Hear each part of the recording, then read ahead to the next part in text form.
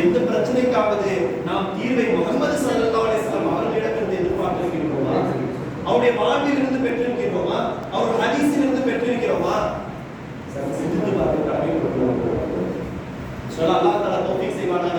நம்முடைய வாழ்வினுடைய எல்லா பிரச்சனைகளுக்குமான தீர்வு நபி நாயகம் ஸல்லல்லாஹு அலைஹி வஸல்லம் அவருடைய வாழ்வில் இருக்கிறது.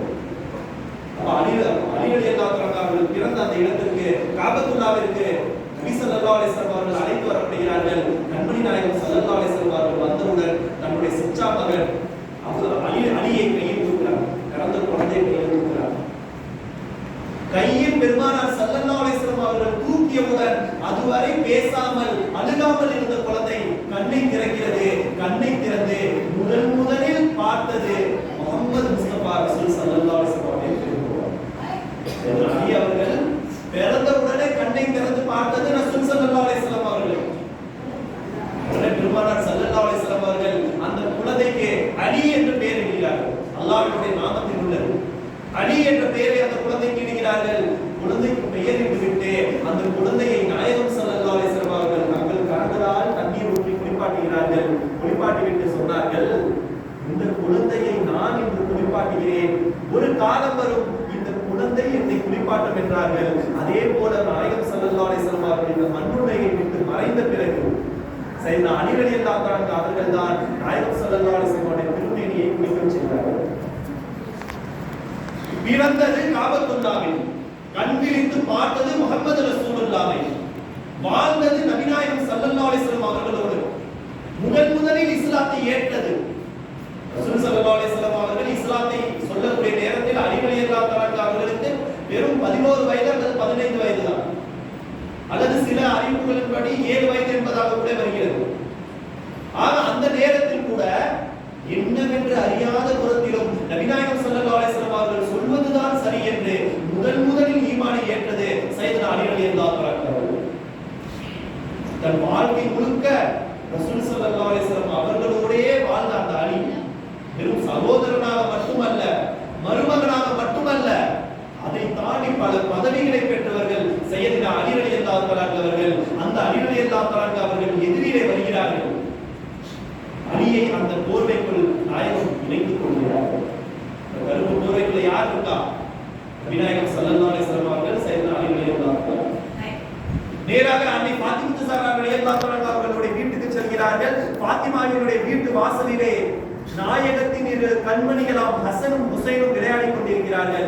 ஹசனையும் ஹுசைனையும் அந்த போர்வைக்குள் இணைத்துக் கொள்கிறார்கள். இறுதியாக வீட்டுக்குள் செல்கிறார்கள். அன்னை ஃபாத்திமா ஸஹரா ரலியல்லாஹு அன்ஹா அவர்களை சொர்க்கத்து பெண்களின் தலைவி என்று யாரை சொன்னார்களோ நாயகம், அந்த ஃபாத்திமா தாயாரை அந்த போர்வைக்குள் இணைத்துக் கொள்கிறார்கள். இப்பொழுது போர்வைக்குள் யாரை சொல்கிறார்? ரசூல் ஸல்லல்லாஹு அலைஹி வஸல்லம், அலி, ஃபாத்திமா, ஹசன், ஹுசைன் இவர்களை போர்த்தி கொண்டு நாயகம் ஸல்லல்லாஹு அலைஹி வஸல்லம் அவர்கள் சொல்கிறார்கள், இவர்கள்தான் என்னுடைய குடும்பத்தார்கள், அஹ்லுல் பைத்.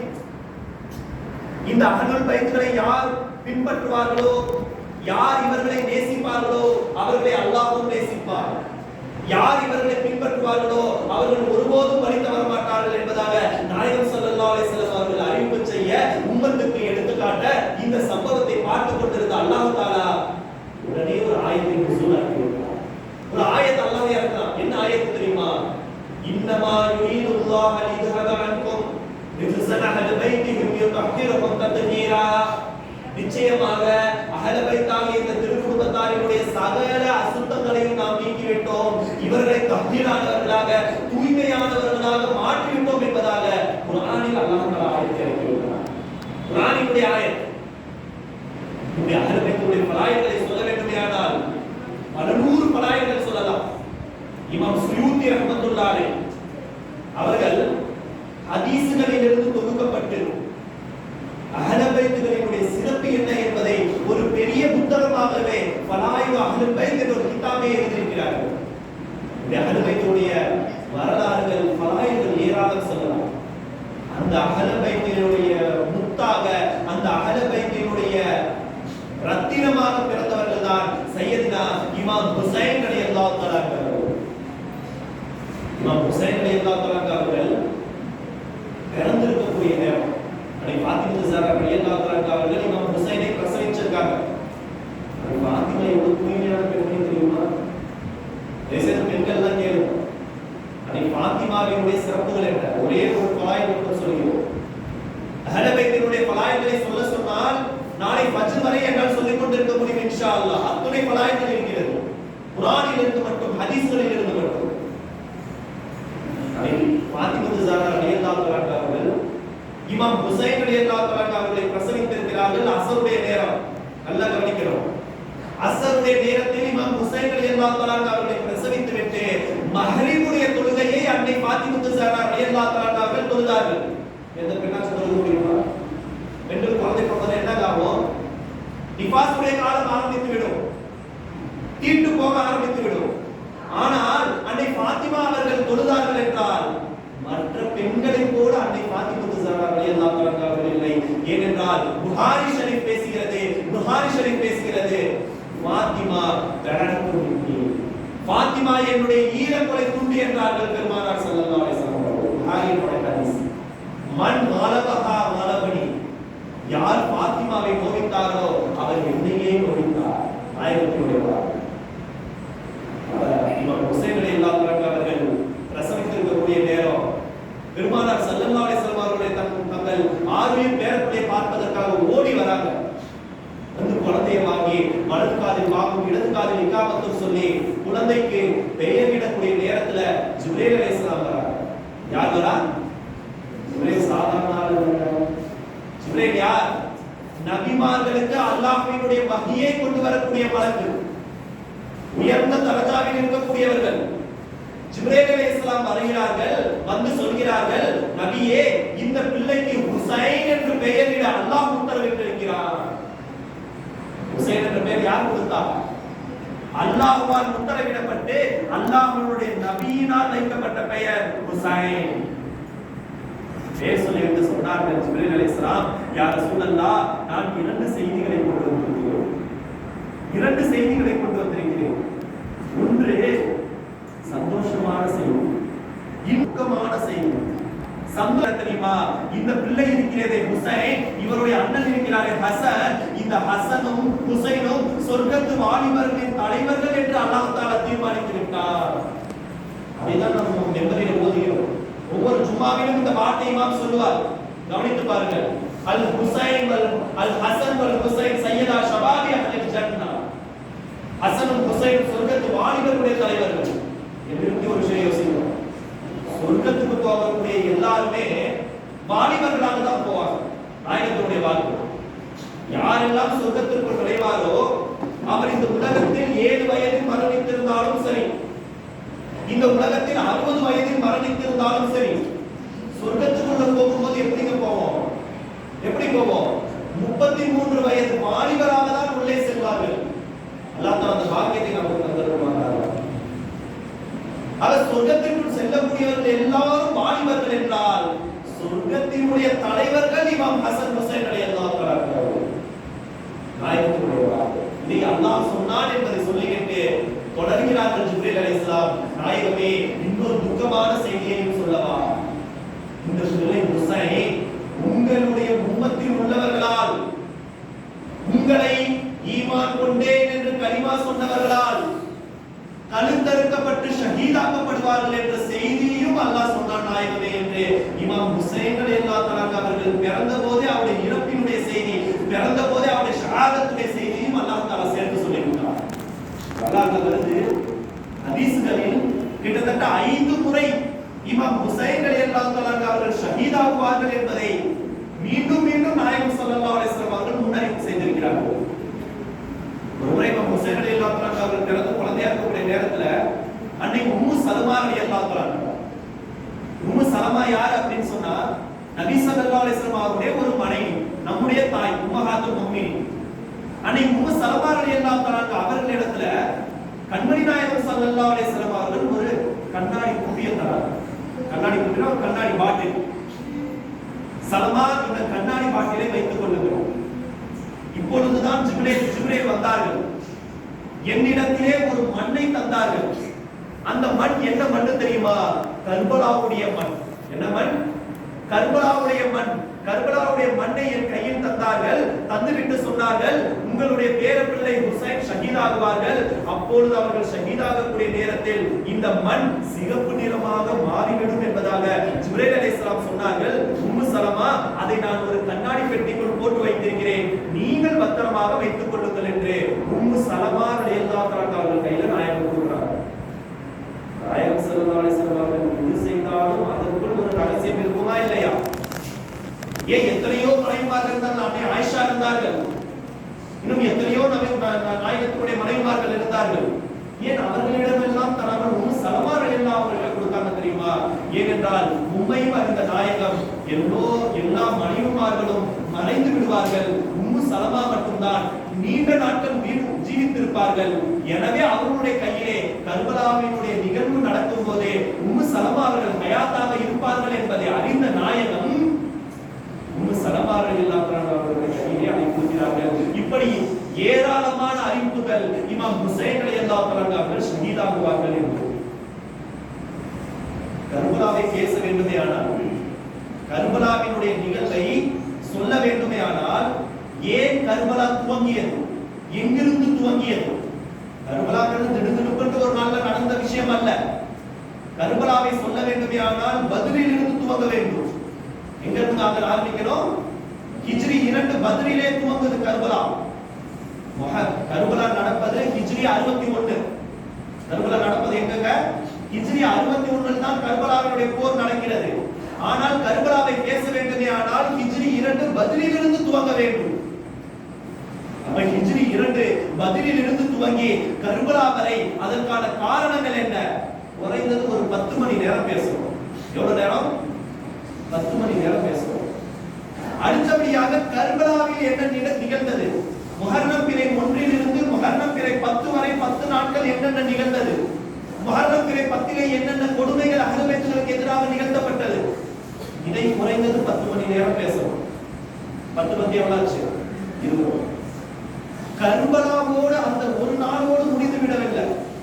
கர்பலாவுக்கு பிறகுதான் பல விஷயங்கள் நடக்குது. கர்பலாவுக்கு பின்னுள்ள வரலாறுகளை பேசுவதற்கு குறைந்தது 10 மணி நேரம். இந்த மொத்த விஷயங்களும் நமக்கு தரக்கூடிய படிப்பினைகள், இந்த மொத்த கர்பலாவிலிருந்து நாம் எடுக்க வேண்டிய பாடம், முழு உலகுக்கும் தீனுக்கு சொல்ல வரக்கூடிய கருத்து, இதை குறைந்தது 10 மணி நேரம் பேசணும். அப்ப 4 பத்தி எவ்வளவு ஆச்சுங்க? குறைந்தது கர்பலா என்ற தலைப்பில் பேச வேண்டும் என்றால் 40 மணி நேரம் பேசணும். எவ்வளவு நேரம்? 40 மணி நேரம் பேசணும். 40 மணி நேரம் பேச வேண்டிய விஷயத்தை வெறும் 40 நிமிடத்திற்குள் பேச வேண்டும் என்றால் முடியுமா?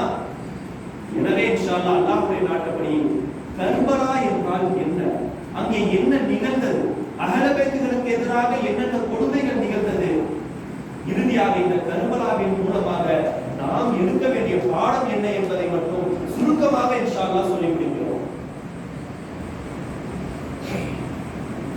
யஸீத் ஆட்சிக்கு வந்தாச்சு. யஸீத் ஆட்சிக்கு வந்தாச்சு. யஸீத் எவ்வளவு கொடுமையானவன் என்றால், உலகத்திலேயே யஸீதை விட கேவலமான ஒரு இழிபிறவி யாரும் இருக்க முடியாது. யஸீதை பத்தி ஒரே ஒரு சம்பவத்தை மட்டும் சொல்லிடுறேன். நல்லவங்களை பத்தி பேசுற விஷயம் நிறைய இருக்கு.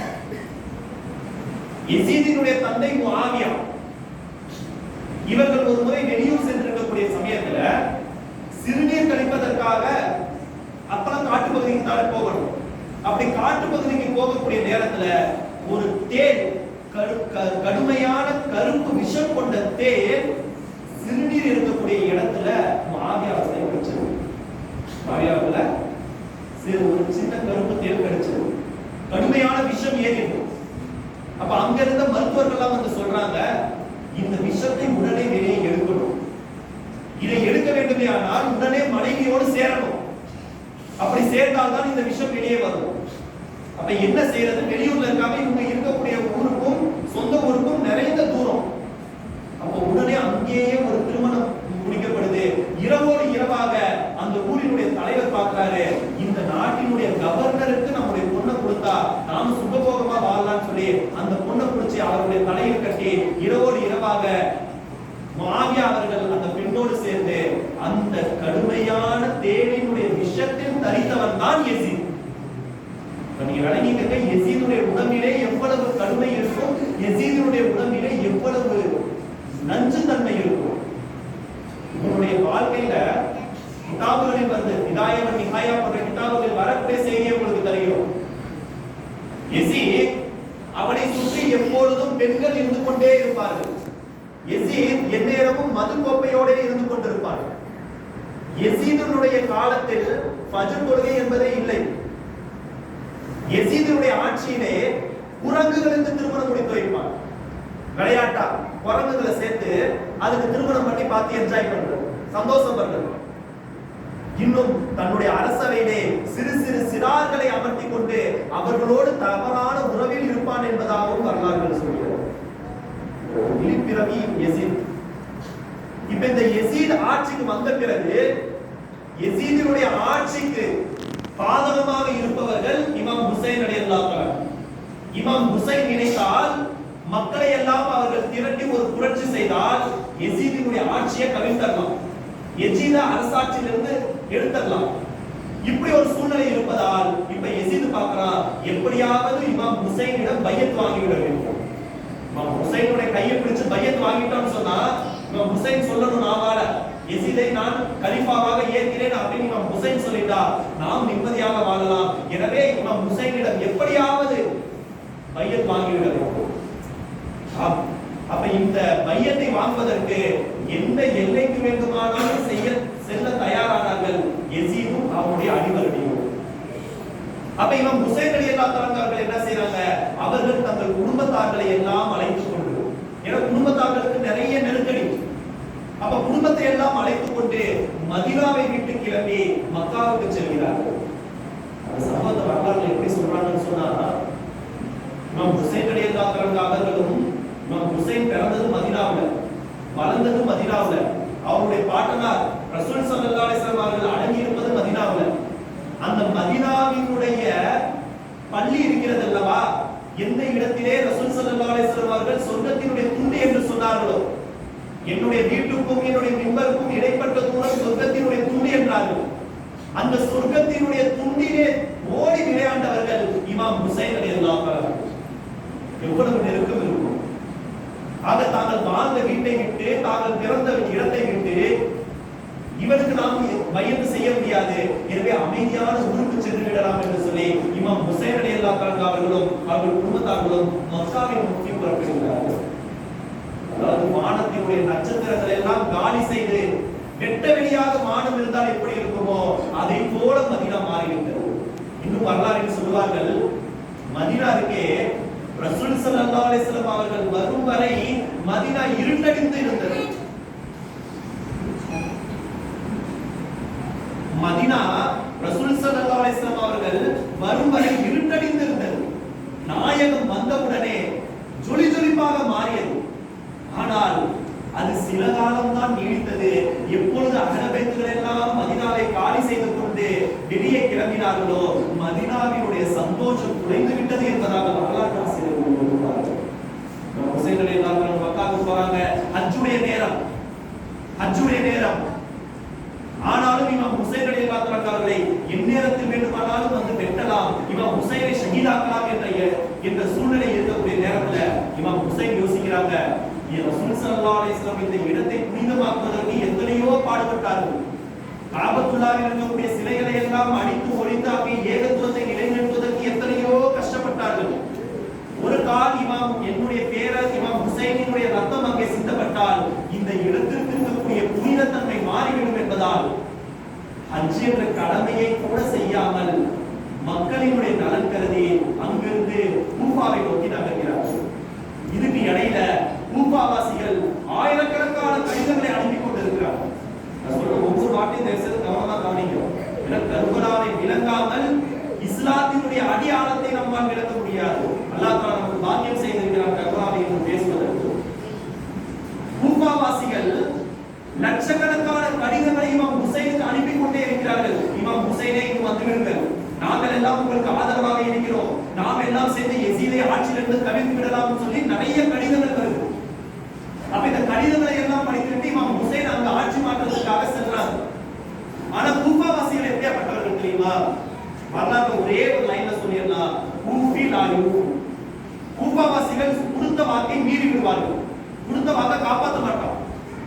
இவர்கள் கொடுத்த வாக்கை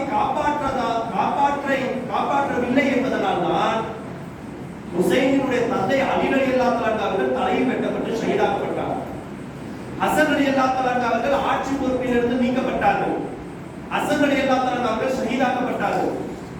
ஆக அஹ்ல பைத்துகளுக்கு நடந்த அத்தனை கொடூரங்களுக்கும் ஒரு முக்கிய காரணம் யார் என்றால் இந்த கூஃபாவாசிகள். அப்ப மக்கள் என்ன சொல்றாங்க, கூஃபாவாசிகள் சொன்ன வாக்கு மீறிவாங்க, இமாம் ஹுசைனை நீங்க அங்க போவாதீங்க. எல்லோரும் சொல்றாங்க. அதில் ஒரு கவிஞர் அழகாக சொல்லுவார், ஃபர்சதான் என்ற கவிஞர், ஹுசைனே கூஃபாவாசிகளினுடைய மனம் ஹுசைனை நாடுகிறது, கூஃபாவாசிகளுடைய மனம் ஹுசைனை நாடுகிறது. ஹுசைன் வந்தால் நாம் ஜெயித்து விடலாம், ஹுசைன் வந்தால் நம் வாழ்வு செழிப்பாகிவிடும் என்பதாக உங்களை மனங்கள் நாடுகிறது.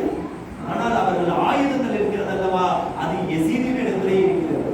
மனதை உங்களுக்கும் ஆயுதங்களை யசீதுக்கும் கொடுத்து வைத்திருப்பவர்களிடத்தில் நீங்கள் சென்றீர்களே ஆனால் உங்கள் உயிருக்கு உயிர் சேதம் ஏற்படலாம். எனவே செல்லாதீர்கள் என்று எவ்வளவோ தடுத்தோம். தீனை நிலைநிறுத்த வேண்டும், நல்ல கவனிப்போம், தீனை நிலைநிறுத்த வேண்டும் என்பதற்காக இமாம் ஹுசைன் ரலியல்லாஹு தஆலா அவர்கள் செல்கிறார்கள். செல்லக்கூடிய நேரத்துல கர்பலா என்ற இடம் வரும். இதற்கு நிறைய சம்பவம். கர்பலாவுக்கு போறாங்க, இமாம் ஹுசைன் கேட்கிறாங்க, இது என்ன இடம்? இந்த இடத்துக்கு பேர் கர்பலா. கர்பு என்றால் துன்பம் துக்கம், பலா என்றால் முசீபத். சொல்றாங்க இமாம் ஹுசைன் ரலியல்லாஹு தஆலா அவர்கள், நாம் கூடாரம் இட வேண்டிய இடம் இதுதான், அல்லாஹ்வுடைய ரசூல் எனக்கு முன்னறிவிப்பு செய்த இடமும் இதுதான், என்னுடைய தந்தை அலி ரலியல்லாஹு தஆலா அவர்கள் முன்னறிவிப்பு செய்த இடமும் இதுதான், நம்முடைய கூடாரம் இட வேண்டிய இடம் இதுதான், நாளை நாங்கள் ஷஹீதாக போகக்கூடிய இடமும் இதுதான், நாளை எங்கள் பெண்கள் கைதியாக கை கட்டப்படக்கூடிய இடமும் இதுதான், நாளை எங்களுடைய கூடாரங்கள் எரிக்கப்படக்கூடிய இடமும் இதுதான். எனவே இங்கேயே அல்லாஹ்வுடைய நாட்டப்படி கூடாரம் இடுவோம் என்று அங்கே கூடாரம் இட்டார்கள். முஹர்ரம் பிறை 9, முஹர்ரம் பிறை 9 இரவு இமாம் ஹுசைன் ரலியல்லாஹு தஆலா கேக்குறாங்க, போரை நாங்கள் துவக்க மாட்டோம், இன்னைக்கு ஒரே ஒரு நாள் டைம் கொடுங்க, ஒரு நாள் எங்களுடைய ரப்பை நாங்கள் வணங்கிக் கொள்கிறோம், எங்கள் இறைவனுக்கு நாங்கள் வணங்கிக் கொள்கிறோம் என்று ஒரே ஒரு நாள் டைம் கேட்கிறாங்க, நேரம் கேட்கிறாங்க. முஹர்ரம் பிறை 9 இரவு இமாம் ஹுசைன் ரலியல்லாஹு தஆலா அவர்கள் தொழுகையிலே திக்ர் திலாவத்திலே தன்னுடைய நேரங்களை கழிக்கிறார்கள். கூடாரம் இடப்படுகிறது. கூடாரத்தில் பெண்களும் ஆண்களுமாக வெறும் 72 பேர் தான் இருக்காங்க. எத்தனை பேருங்க? இமாம் ஹுசைன் ரலியல்லாஹு தஆலா அவர்கள் போருக்கு செல்வதாக இருந்திருந்தால் நல்லா கவனிக்கணும், ஹஜ்ஜுடைய காலம், உலகத்தில் இருக்கக்கூடிய எல்லா லட்சக்கணக்கான மக்கள் அங்க வருவாங்க. இமாம் ஹுசைன் காபாவின் அருகிலேயே ஏறி நின்று, நான் போருக்கு செல்கிறேன், என்னோடு எல்லோரும் பாருங்கள், நாம் சென்று யசீதை அழித்து விடுவோம் என்று ஒரு வார்த்தை ஏலான் செய்திருந்தால் இமாம் ஹுசைனின் பின்னால் பல லட்சம் மக்கள் வந்திருப்பார்கள். இமாம் ஹுசைன் போருக்கு சென்றிருக்கிறார். ஆனால் இமாம் ஹுசைன் ரலியல்லாஹு தஆலா அவர்கள் போருக்காக செல்லவில்லை. எதற்காக போனாங்க? மக்களினுடைய அழைப்பை ஏற்று போனார்கள். ஆனா அங்க போன பிறகுதான் தெரிஞ்சிச்சு, இந்த மக்கள் நம்மை ஏமாற்றி விட்டார்கள். இப்ப நிர்கதியாக நிற்கிறோம், உதவுவதற்கு யாரும் இல்ல, நாமே சமாளித்து பார்ப்போம். எதிரிகளுக்கு கேட்கிறாங்க. முஹர்ரம் பிறை 10 ஆஷுராவுடைய நாள். இமாம் ஹுசைன் ரலியல்லாஹு தஆலா அவர்கள் கர்பலாவுடைய களத்தில் நிற்கிறார்கள். எதிரிகளிடத்தில் 3 கோரிக்கை வைக்கிறாங்க. பிரச்சனை எனக்கும் யசீதுக்கும் தான், எனக்கும் யசீதுக்கும் தான் பிரச்சனை. நான் யசீதை நேரடியாக சென்று சந்திக்கிறேன். இரண்டாவது, உங்களுக்கும் எங்களுக்கும் போர் வேண்டாம், ஏனென்றால் நாங்களும் இஸ்லாமியர்கள், எதிரி படையில் இருக்கக்கூடிய 40,000 மக்களும் இஸ்லாமியர்கள். வரலாற்றை நீங்க சிந்திக்கணும். எத்தனையோ யுத்தங்கள் இஸ்லாத்தில் நடந்திருக்கிறது. பத்ர், உஹத், ஹந்தக், இப்படி எத்தனையோ போர்கள் நடந்திருக்கிறது. எல்லா போர்களிலும் இஸ்லாமியர்கள் காஃபிர்களை எதிர்த்து போராடுவார்கள். ஆனால் வரலாறு முதலாக இஸ்லாமியர்களும் மோதிக்கொண்ட போர் கர்பலா. நாம் ஹுசைனின் புறத்தில் இருந்தவர்களும் இஸ்லாமியர்கள் தான், யசீதின் புறத்தில் இருந்தவர்களும் கலிமா சொன்னவர்கள் தான். இத நல்ல ஞாபகம், இத கொண்டு ஒரு பின்னாடி ஒரு பெரிய பாடம் நமக்கு இருக்கு இன்ஷா அல்லாஹ். அப்ப உங்களுக்கும் எங்களுக்கும் போர் வேண்டாம். ஒருவர் இஸ்லாத்தை ஏற்பதற்காக என்னுடைய பாட்டனாரும் என்னுடைய தந்தையும் எத்தகைய கஷ்டப்பட்டார்கள். இன்று ஒருத்தவங்க இஸ்லாத்துல வந்துட மாட்டாங்களா? ஒருவருடைய கல்விக்கு இஸ்லாம் வந்து விடாதா? ஒரு வீட்டுக்குள் இஸ்லாம் நுழைந்து விடாதா என்று என்னுடைய பாட்டனாரும் என்னுடைய தந்தை அடியும் எத்தனையோ கஷ்டப்பட்டார்கள்.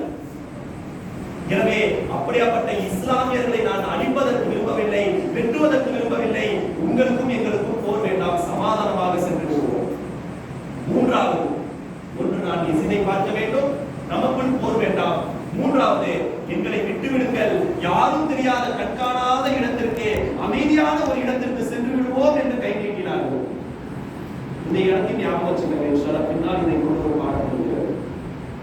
அமைதியான நாங்கள் ஒரு இடத்திற்கு சென்று விடுகிறோம் என்று இமாம் ஹுசைன் ரலியல்லாஹு அன்ஹு கேட்டதற்கு எதிரிகள் முடியவே முடியாது, ஒன்று யஸீதுக்கு பைஅத் செய்யுங்கள், இல்லை என்றால் போருக்கு வாருங்கள்.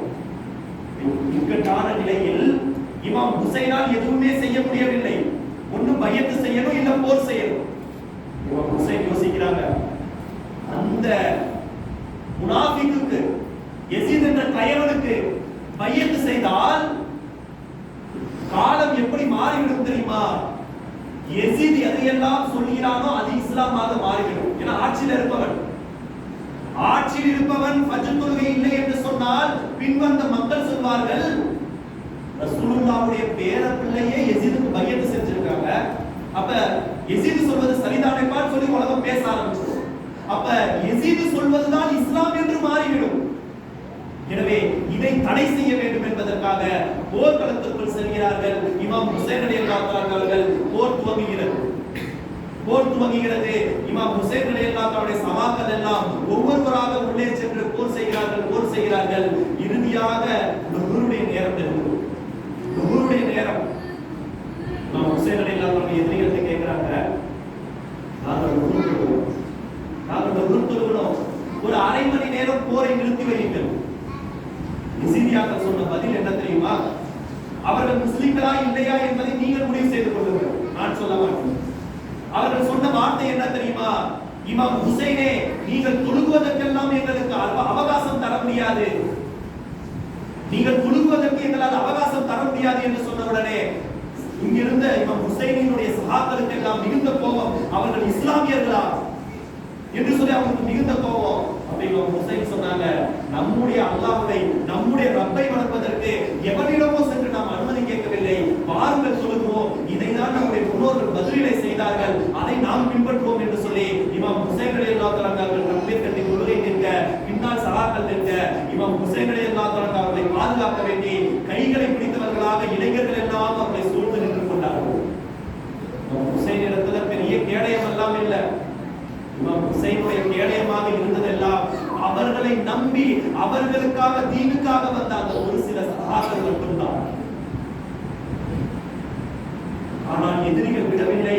இமாம் ஹுசைன் ரசூலுல்லாஹ்வுடைய பேரில் தொழுகிறார்கள் என்பதை கூட சகிக்காமல், தொழுகிறார்கள் என்பதை கூட பார்க்காமல் அம்புமலை பொய்ய ஆரம்பித்தார்கள். அந்த அம்புமலை எந்த அளவிற்கு என்றால், சுற்றி நின்ற எல்லா சஹாபாக்களினுடைய உடல் முழுக்க குத்தியது. ஒவ்வொரு சஹாபியினுடைய உடலிலுமே குறைந்தது 300 அம்புகள். ஆனாலும் அவர்கள் எல்லாம் அப்படியே கையை கட்டி நிற்கிறாங்க, பல்ல கடிச்சு நிற்கிறாங்க. ஏன் தெரியுமா? ரசூலுல்லாஹ்வுடைய பேரில் தொழுகிறார்கள். யா அல்லாஹ், எனக்கு மரணம் நிச்சயம், ஆனால் அவர்கள் தொழுகை முடிந்தவுடன் என்னை நீ சாய்த்து விடு, அதுவரை எனக்கு சற்று அவகாசம் கொடுக்கிறே, அதுவரை எனக்கு சற்று அவகாசம் கொடு, என்னுடைய உயிரை மாய்த்து விடாதே, என்னுடைய வலியை நான் பொறுத்துக் கொள்கிறேன் என்று கட்டிக்கொண்டு நின்றார்களாம் இமாம் ஹுசைனுடைய சகாக்கள். என்றால் எத்தகைய பெரும் ஈமான் அவர்களிடத்தில் இருந்தது.